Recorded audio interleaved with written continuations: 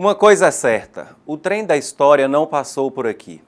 Sem registrar tamanha façanha de contemplar o falar do povo com todos os seus gestos, amar com todos os seus sentidos, viver com toda a sua alma. Construir sonhos em harmonia, significativamente ser especial.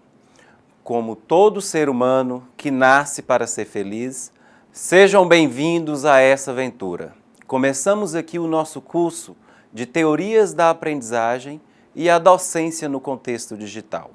Com vocês, alunos mais que especiais do curso de pós-graduação em Informática na Educação do IFNMG, via Universidade Aberta do Brasil. Eu sou o professor Alex Vanúbio Mendes, sou graduado em Letras, Filosofia e Pedagogia, especialista em educação. Com motivação e feliz por esta experiência, buscarei contribuir com mais um processo de inclusão social através da escola. E desta vez, com você, meu alunos das diversas áreas da educação. Importante, grande, capaz de ouvir pela sutileza dos seus sentimentos e inquieta curiosidade de aprender. O objetivo deste componente curricular, com enfoque nas novas tecnologias da educação, é formar professores através de uma metodologia capaz de oferecer uma orientação didática e sólida, essenciais para a prática profissional do professor.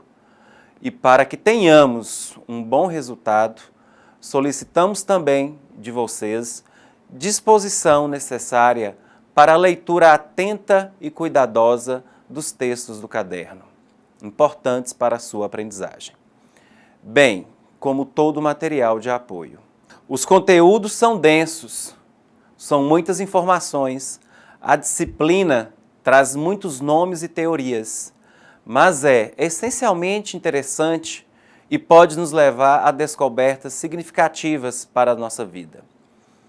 Peço que em nossa aula vocês estejam munidos de papel e caneta para que quando surgir alguma dúvida, vocês anotem e depois postem no nosso fórum Tira Dúvida. Teremos atividades de consolidação dos conteúdos em nossa plataforma de estudo, que ao realizarem com bastante atenção, dará-lhes plena condição para realizar de maneira objetiva e clara qualquer tipo de avaliação pertinente ao curso. Vamos começar? Para mim, é difícil reproduzir tudo por aqui, mas estarei à sua disposição pelo ambiente virtual. Basta você se fazer presente.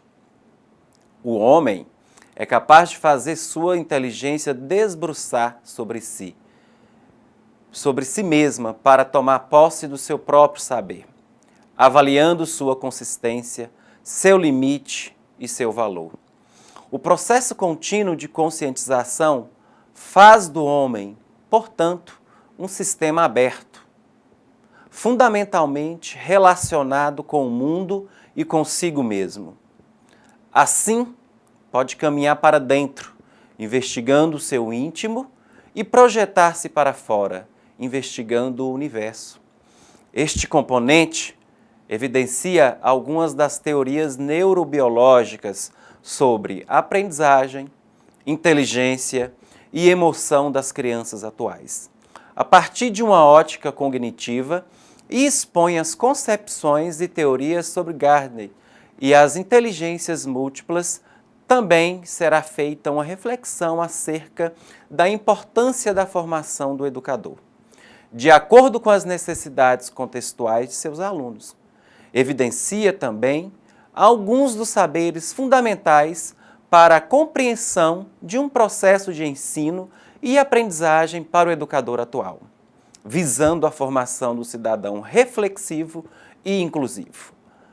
A humanidade está em constante transformação e é nesse processo a única certeza que há é a possibilidade de mudança. Historiadores, antropólogos, sociólogos e estudiosos de diversas áreas apontam mudanças significativas e estudam a repercussão das mesmas na sociedade, na família, na escola, enfim, no próprio homem. Não há dúvida de que as crianças de hoje não assistiram Perdidos no Espaço, Terras de Gigante, Vila Sésamo, não ouviram disco de vinil coloridos, contendo histórias infantis como Cinderelas, Branca de Neve e Os Sete Anões. Da mesma forma que não brincaram de carrinho de rolimã, Forte Apache, telefones feitos de caixas de fósforo ou latinhas interligadas por um barbante. E poderíamos enumerar uma série de elementos com os quais eles não tiveram contato, que para nós eram comuns e trazem boas recordações. Por outro lado, as crianças de hoje têm internet, Facebook, eles fazem amigos virtuais, conversam por MSN, Skype, Twitter, e inauguram uma forma de comunicação que não depende da presença do outro ao seu lado. Haja vista que hoje temos o WhatsApp. A habilidade dessas crianças com o computador ou com jogos eletrônicos espanta pais, professores, médicos ou qualquer pessoa de uma geração que ouvia menudo, de professores que usavam stencil e que tenham feito curso de datilografia. Enfim, qualquer um de nós que se lembra dos itens, vez por outra, acaba solicitando a uma criança algum tipo de ajuda para arrumar a agenda do celular, para enviar um e-mail ou mesmo para fazer download de texto que nos interesse. Assim, a proposta dessa reflexão é evidenciar quais as necessidades fundamentais do ensino atual, a partir da premissa das transformações ocorridas sobre a própria ideia de inteligências e capacidades fundamentais que devemos desenvolver e potencializar em nossos alunos a partir dos saberes necessários a eles e a nossos professores.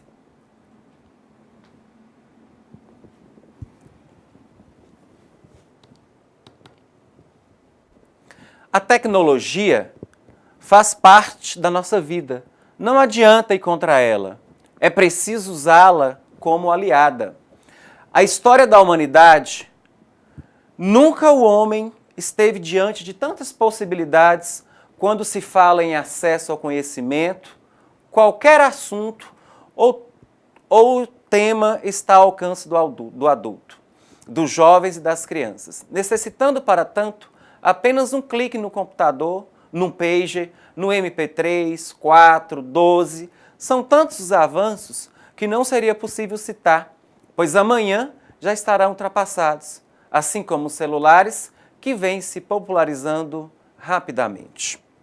Sabe de uma coisa? Adoro quando esses meninos ficam o dia inteiro nesse computador. Na certa, será uma espécie de gênio único. Caros alunos, pais e professores são unânimes em dizer que as crianças de hoje são muito diferentes das crianças de um passado recente.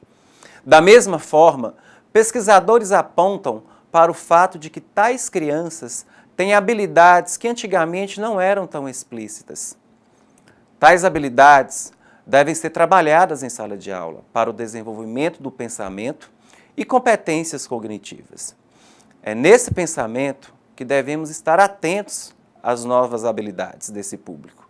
Não tão novo, mas que nos surpreende a cada dia com esses avanços e com a facilidade de se fazerem coisas inimagináveis como essas informações. E cabe a nós, professores, entendermos essas novas perspectivas e usá-las como ferramentas positivas dentro desse nosso contexto construtivo. O mundo mudou, a sociedade mudou, nós mudamos, as crianças mudaram. Mas e a escola também mudou? Nós, professores, mudamos? As mudanças ocorridas na escola ou com os professores foram suficientes para dar conta das crianças e adolescentes com os quais trabalhamos? Para um renomado grupo de neurocientistas, a escola deve mudar, pois os conhecimentos sobre o cérebro estão avançando de forma espantosa.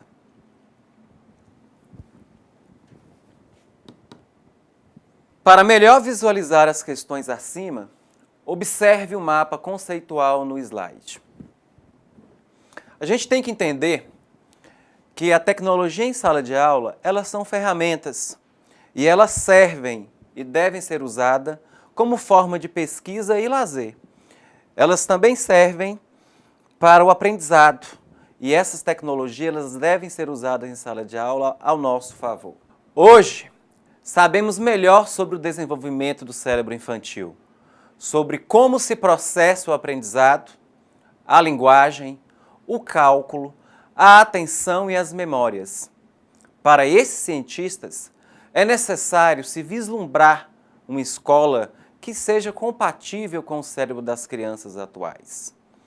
Antônio Damasio, no livro O Erro de Descartes, Howard Gardner, na obra Inteligências Múltiplas, e a italiana Nobel de Fisiologia, em 1986, Rita Levi-Montalcini, são alguns neurocientistas que desenvolvem pesquisas nesse campo e apresentam novas perspectivas no trabalho com essas crianças.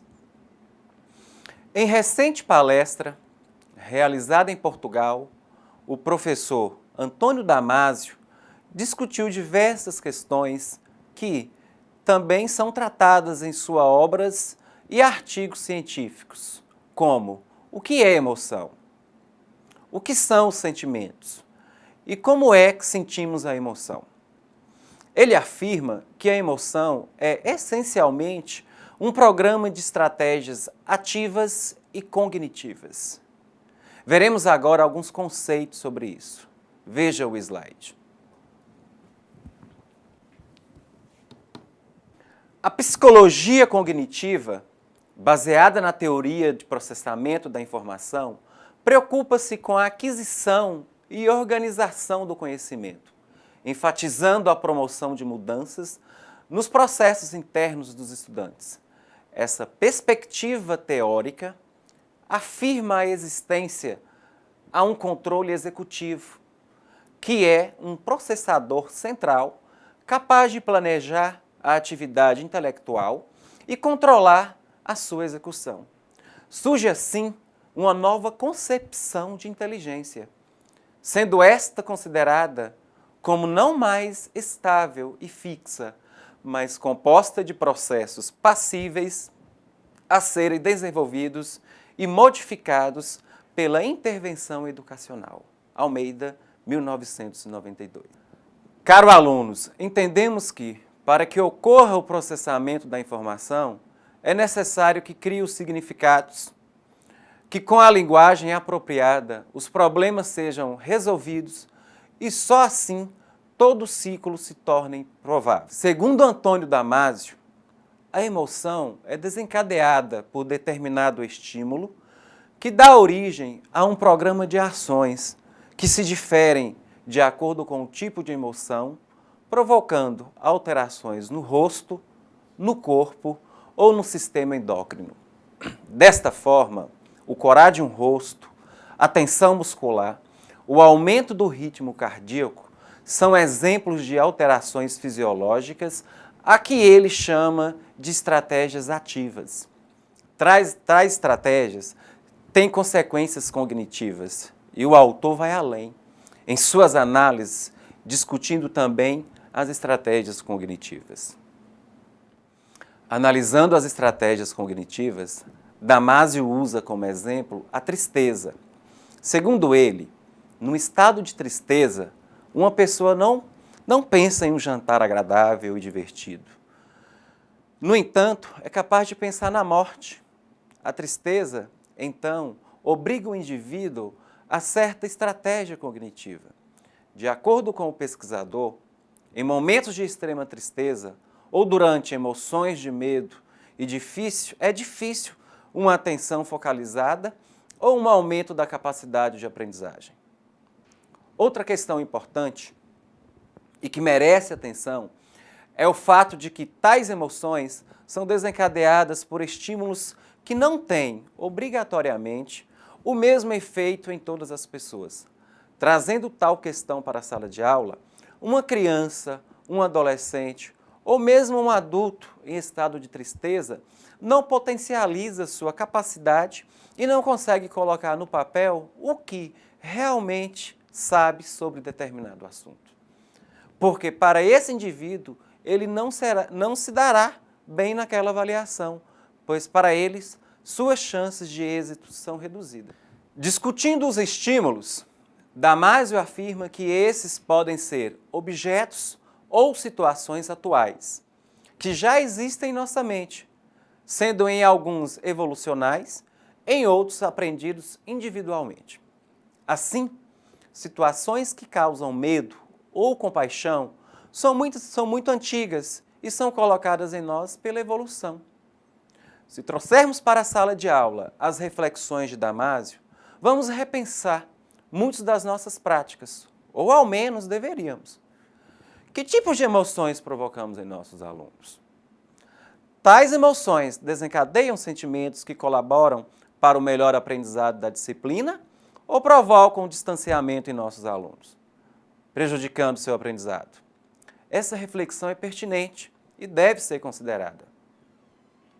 Se, por um lado, discutimos a contribuição dos autores sobre os indivíduos, os alunos, sua emoção e seus sentimentos, tanto quanto lançamos algumas questões sobre a sala de aula e a postura do professor, há autores que discutem a aprendizado, trazendo novas teorias, que consideram tal realidade. Um claro exemplo é a teoria das inteligências múltiplas de Howard Gardner.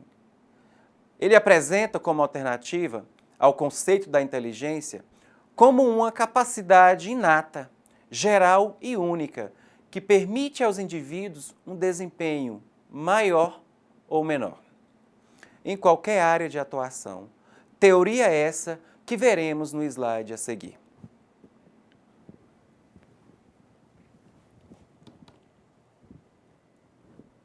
As inteligências múltiplas e a escola.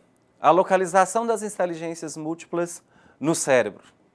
E aqui a gente tem essa divisão, que são das múltiplas inteligências, que é a naturalista, a linguística, a musical, a lógica, a intrapessoal, a interpessoal, a existencial, a espacial e a sinestésica. Inteligência linguística é o tipo de capacidade exibida pela sua forma mais completa, talvez pelos poetas, localizada na parte do cérebro chamado centro de Broca.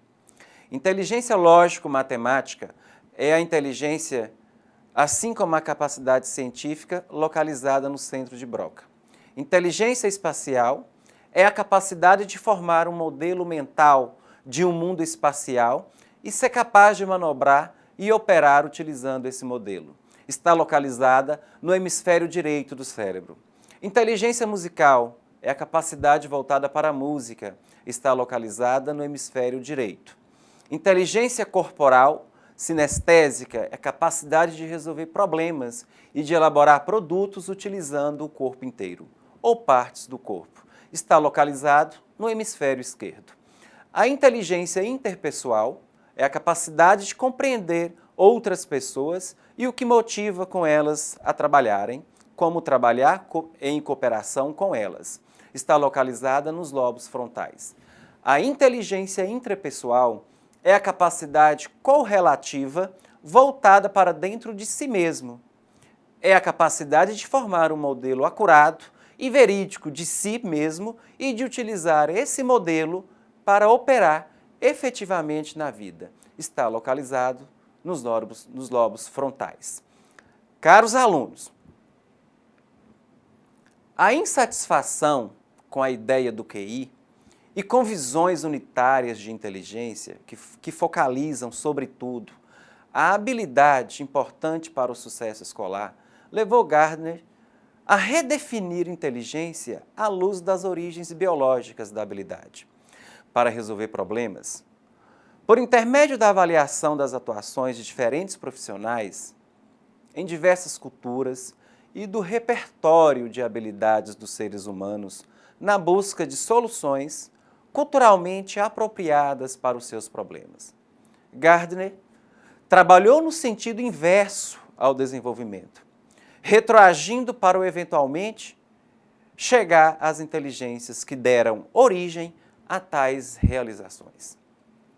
As pesquisas de Gardner vão muito além das questões que discutem o desenvolvimento de diferentes habilidades em crianças normais e crianças superdotadas. No entanto, discutiremos apenas parte de seu trabalho, direcionado para nossa discussão. Segundo Gardner, uma criança, por ter um desempenho precoce em uma área, o que Piaget chamaria de pensamento formal, e está na média ou mesmo abaixo da média em outra, o equivalente, por exemplo, ao estágio sensório-motor, Gardner descreve o desenvolvimento cognitivo como uma capacidade cada vez maior de entender e expressar significados em vários sistemas simbólicos, utilizados no contexto cultural, sugerindo que não há uma ligação necessária entre a capacidade ou o estágio de desenvolvimento em uma área de desempenho e capacidade ou estágios, em outras áreas ou domínios. No plano de análise psicológico, afirma Gardner, cada área ou domínio tem seu sistema simbólico próprio, num plano sociológico de estudo. E cada domínio se caracteriza pelo desenvolvimento de competências valorizadas em culturas específicas. Gardner sugere ainda que as habilidades humanas não são organizadas de forma horizontal. Ele propõe que se pense nessas habilidades como organizadas verticalmente e que, ao invés de haver uma faculdade mental geral, como a memória, talvez existam formas independentes de percepção, memória e aprendizado, em cada área ou domínio, com possíveis semelhanças entre as áreas, mas não necessariamente em relação direta. Dessa forma, cursistas, Gardner identificou as inteligências linguísticas, lógico-matemática, espacial, musical, sinestésica, interpessoal e intrapessoal, como já observamos no slide anterior. Postula que essas competências intelectuais são relativamente independentes, têm sua origem e limites genéticos próprios e substrato neuroatômico específicos, com processos cognitivos pertencentes a eles mesmos. Segundo eles, os seres humanos dispõem de graus variados de cada uma das inteligências e maneiras diferentes como eles se combinam e organizam e se utilizam dessas capacidades intelectuais para resolver esses problemas e criar produtos. O autor ressalta que, embora essas inteligências sejam, até certo ponto, independentes umas das outras, elas raramente funcionam isoladamente. Embora algumas ocupações exemplifiquem uma inteligência, na maioria dos casos, as ocupações ilustram bem a necessidade de uma combinação de inteligências. Ao analisar a importância das várias formas de pensamento, dos estágios de desenvolvimento, das diversas inteligências em relação ao que existe entre esses estágios, da apreensão do conhecimento e a cultura, torna-se clara as implicações da teoria das inteligências múltiplas de Gardner para a educação. Gardner apresenta alternativas para algumas práticas atuais da educação, oferecendo uma base para o desenvolvimento das avaliações que sejam adequadas às diversas habilidades humanas, com a educação centrada na criança, sendo que os currículos devam ser específicos para cada área do saber. Gardner pretende estabelecer um ambiente educacional mais amplo e variado, que não dependa exclusivamente do desenvolvimento da lógica e da linguagem.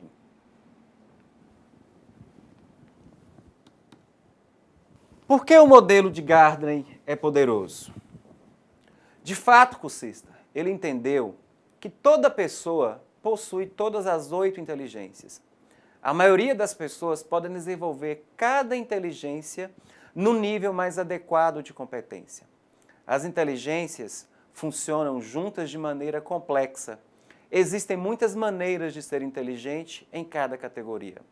Seu modelo é poderoso, porque se baseia em pesquisas realizadas numa ampla variedade de campos, incluindo antropologia, psicologia cognitiva, psicologia de desenvolvimento e neuroanatomia.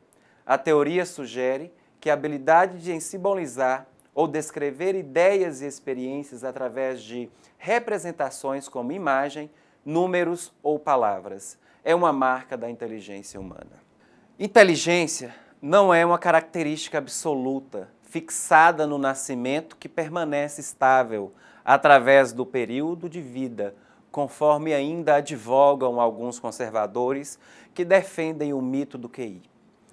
Cada inteligência é vulnerável e pode ser prejudicada por traumas ou ferimentos em áreas específicas do cérebro. Gardner sugere que, para ser viável, qualquer teoria de inteligência precisa ser biologicamente baseada, ou seja, enraizada na psicologia da estrutura cerebral. Cada inteligência possui seu próprio valor cultural. O comportamento inteligente pode ser bem visualizado observando as mais altas conquistas da civilização. Acompanhe.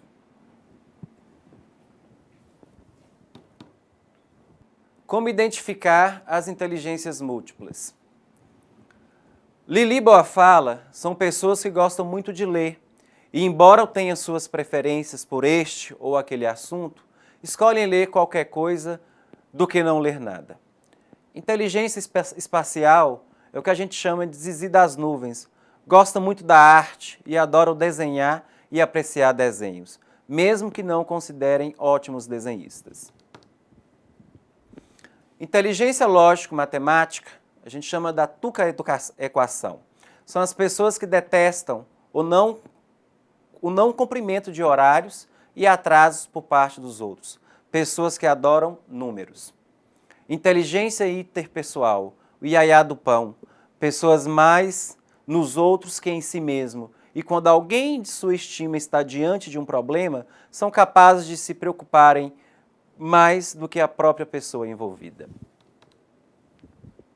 Inteligência intrapessoal, o lalá, alto astral, pessoas muito tolerantes com respeito às suas limitações e possuem satisfatória autoestima.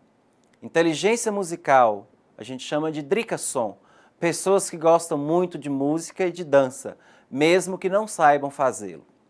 Inteligência sinestésico-corporal, aneca sarada, são fissuradas em esportes, adoram competições ou mesmo ginástica, Cooper, musculação e tudo que envolva o cultivo do corpo e a graça do movimento. Para Gardner, as pessoas apresentam traços integrados de diferentes inteligências.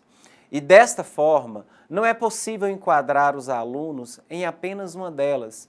Observando os alunos, podemos notar alunos com acentuada inteligência linguística estão conversando animadamente, discutindo, gritando, batendo papo informal, lendo, recitando versos, inventando trocadilhos, jogos de palavras e outras brincadeiras verbais. Alunos com a destacada inteligência intrapessoal geralmente preferem ficar na sala de aula, mas a solidão não os deixam tristes e o incomodam. Gostam de fazer diários, ouvir outras pessoas, passear sozinhos, observando o mundo que se agita ao redor. Alunos com forte inteligência lógico-matemática quase sempre estão explicando coisas, são verdadeiros especialistas em responder os porquês. Estão ensinando problemas, resolvendo equações, falando sobre números, interpretando gráficos ou desenhando-os. Alunos com forte sensibilidade interpessoal jamais estão sozinhos, gostam de orientar colegas e, mesmo se não solicitados, estão sempre dando conselhos, propondo ajuda, sugerindo soluções de problemas pessoais. Alunos com aguda sensibilidade visoespacial quase sempre estão desenhando, pintando, colorindo e, quando possível, até mesmo pinchando. Adoram histórias e geografia e viajam pelo tempo, contando coisas que veem ou leem sobre o tempo e outros lugares. Alunos com boa inteligência naturalista. Esses, quando podem, procuram lugares abertos, falam de plantas e da natureza, contam projetos ecológicos, adoram ciências naturais e vivem convidando amigos para uma campanha de ajuda ambiental, ou em um camp no final de semana ou férias. Alunos com forte tendência sonora ou musical. Esses vivem assoviando ou cantarolando e, quando podem, fazem de uma mesa ou caixa de fósforo um instrumento para marcar sons. Alunos com destacada inteligência sinestésica não param quietos e sempre estão jogando, mesmo com as bolas de papel ou na fila da cantina. A quadra é sua sala de aula preferida.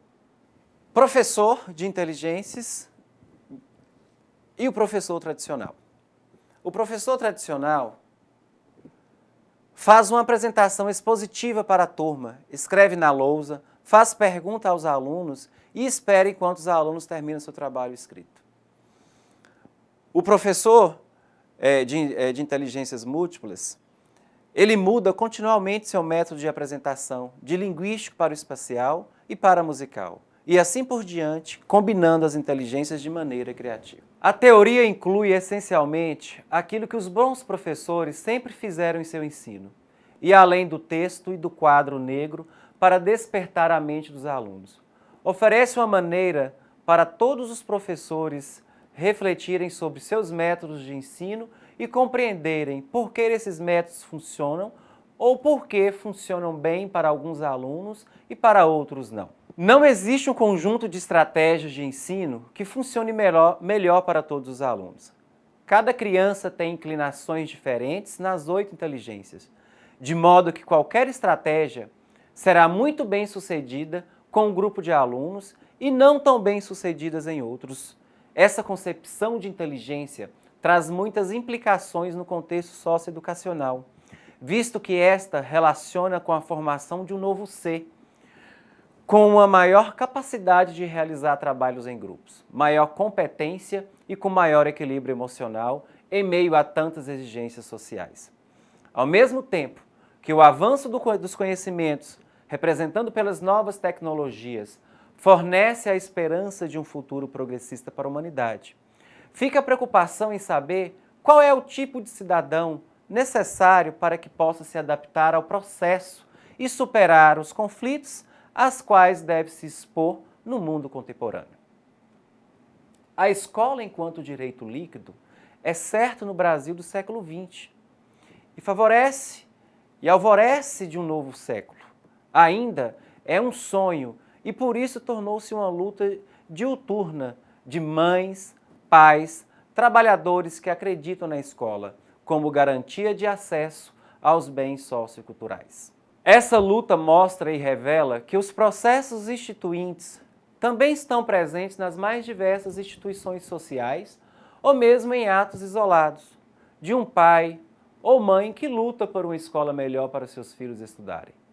O instituinte apresenta-se iminuscuído com os processos de vida, que antecedem a condição de sobrevivência, na busca por uma sobrevivência, uma luta pelo gozar a vida, desfrutá-la, não só sobreviver dela. No pensamento de Freire, especificamente após suas influências no marxismo, existe a tentativa da articulação entre o saber que a escola proporciona com a realidade social do indivíduo, pois unicamente o saber do ponto de partida, dos conhecimentos prévios do aluno e, fundamentalmente, a sua valorização é o que a educação pode servir como uma prática social libertadora e contextualizadora. Nesse contexto, será preciso então refletir acerca das políticas de formação de professores, entrelaçando-as a alguns eixos com vistas a articuladores e movimentos instituintes que emergem pelo cotidiano escolar. As tendências encontradas nos cursos de formação pedagógica a fim de despertar para outros processos de aprender e ensinar, como o exercício de cidadania que se renova. Nesse aspecto, faz-se necessário organizar os saberes como forma de emancipação, construindo soluções que não são universais, posto que devam atuar em diferentes espaços sociais, mas que precisam entranhar em nossas diferenças e pluralidades. Contra as desigualdades postas, precisamos também poetizar os saberes e a vida, ver além, vislumbrar na cultura popular e juvenil das escolas a poética como forma de vida entre as contradições. Logo, devemos alçar a busca por alicerces de ensino, aprendizagem, não no mando e nas obediências, mas nas transformações do mundo, no acolhimento das diversidades e nas invenções, aproximando assim a escola da vida. Para tanto, urge substituir a pressa de se separar erros de acertos, por uma busca incessante por novas lógicas, a partir que se pode chamar de erro, desmistificando-os, pois o erro poderá mostrar sabedoria, lógica, criação. Em relação à formação do professor, Freire aponta que o professor educará para a autonomia e, para tanto, se torna necessário saber ouvir o educando, como saber respeitar as suas falas, ser tolerante e refletir sobre suas próprias práticas. Em linhas gerais, Freire defende uma formação que vai muito além da relação ensino-aprendizagem. A educação está imbuída da relação educador e educando, humana e humano, nas dicotomias que devem ser resolvidas pela questão da formação moral, baseada no querer, bem a um ao outro, da formação do cidadão com visão e realidade social em que está inserida, bem como da visão da necessidade da aceitação e da diferença da forma saudável, da aceitação do outro. Desta forma, Freire enaltece a questão do compromisso com a educação e do que o educador exige. Fundamentalmente, não apenas um compromisso com a educação, mas também com o educando, com uma relação entre o professor e o aluno, que será baseado no respeito e no querer bem de um ao outro. Além da questão relacional, ser educador não pode significar apenas uma profissão, sendo uma escolha derivada, em muitos casos, pela questão do mercado de trabalho mais amplo, ou seja, maior facilidade para se conseguir um emprego. Nesse sentido, é necessária uma ruptura com posturas postas, evidenciadas e cristalizadas a partir das práticas tradicionais e concepções baseadas no maniqueísmo acerto-erro, para transcendência, o aprender conjunto e que o erro não deva significar um rótulo, mas, pelo contrário, um ponto de onde começamos novamente. Se quisermos educar o aluno para uma escola dinâmica e adequada, temos também que, além das transformações sociais, adequar essas instituições às transformações tecnológicas e biológicas do processo de aprendizagem.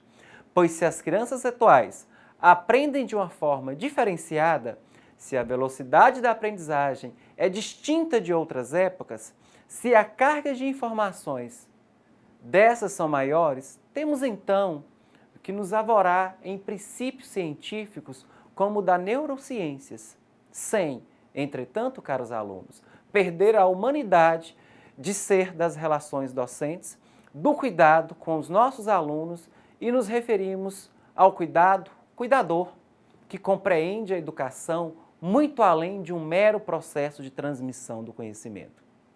Por fim, caros cursistas, deixo minhas concepções de que, na espécie humana, a educação não continua apenas o trabalho da vida, Veremos ainda que ela se instala dentro de um domínio propriamente humano, de trocas de símbolos, de intenções, de padrão, de cultura e relações de poder. A educação do homem existe por toda parte e, muito mais do que a escola, é o resultado de todo o meio sociocultural sobre os seus participantes. Assim, não podemos ignorar aspectos fisiológicos ou biológicos no processo de aprendizagem, assim como os sociais, os psicológicos, os econômicos, culturais e tantos outros, todos constituem e evidenciam uma identidade ao ser. Mas é necessário dizer que, seja qual for a perspectiva teórica e metodológica que constitui o aprendizado, o professor tem uma participação fundamental. Ele é o elemento que diferencia e torna rico o processo e, fundamentalmente, é a interação dos dois, educador e educando, que torna o processo como rico, diverso e objetivo. Entretanto, alunos, o fator humano é fundamental nesse processo. O professor é a ponte que une o aluno ao processo de conhecimento. E a essas trocas relacionadas nesse contato são fundamentais o de grande riqueza subjetiva. É preciso valorizar a inteligência ressignificando-a e compreendendo que ela não deve ser evidenciada apenas pela intelectualidade. É preciso compreender que a inteligência é um processo muito mais amplo e diverso, que envolve diversas outras capacidades. Assim, a educação deve ser sinestésica, visual, artística e tantas possibilidades quantas forem possíveis. Dessa forma, não deve existir um modelo único e universalista de se educar. A educação para o futuro deve valorizar a subjetividade e a multiplicidade do processo educativo. Compreendemos que devemos educar para o diálogo, reflexão e o embate de ideias, tendo esse triade como norteadores e transversais dentro do processo de aprendizagem humana. Esse componente irá ajudar a escola e os professores a definirem melhor que tipo de homem se quer formar, para que tipo de sociedade e, principalmente, delinear a missão educativa, ou seja, promover uma educação para a inclusão e cidadania, ou manter os laços opressivos impostos pelo poder do Estado longe desse mundo cada vez mais tecnológico. Grande abraço, aguardo vocês em nossos fóruns e até a próxima.